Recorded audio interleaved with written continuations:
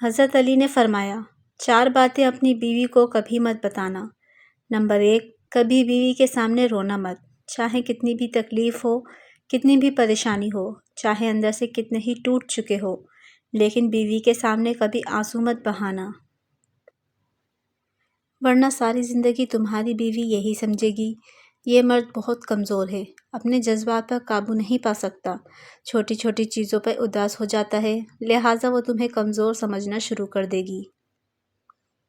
Number 2، بیوی کے سامنے اس کے گھر والوں کی برائی مت کرنا، کیونکہ ایک عورت جب شادی کرتی ہے تو وہ اپنا گھر چھوڑ کر آتی ہے، لیکن اپنے ماں باپ کو کبھی نہیں چھوڑ سکتی۔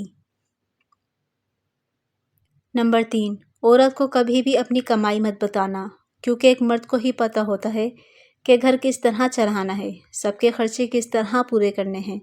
ہاں، عورت کو اس کا خرچ ضرور دینا، اس کی ضروریات کا خیال رکھیں۔ نمبر 4، اپنی بیوی کے سامنے کبھی بھی اپنے گھر والوں کی برائی مت کرنا، کیونکہ اس طرح تم خود ہی اس کی نظر میں اپنی عزت ختم کر دو گے۔ حضرت علی نے فرمایا، یہ زندگی 2 دن کی ہے، ایک دن تمہارے حق میں ہے اور دوسرے دن تمہارے مخالف۔ جس دن تمہارے حق میں ہو اس دن غرور مت کرنا، اور جس دن تمہارے مخالف ہو اس دن صبر کرنا۔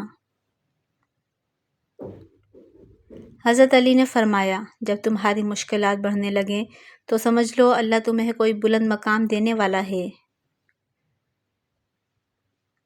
حضرت علی نے فرمایا، جس زمین پر بارش نہ ہو وہاں فصلیں برباد ہو جاتی ہیں، اور جس گھر میں دین نہ ہو وہاں کی نسلیں برباد ہو جاتی ہیں۔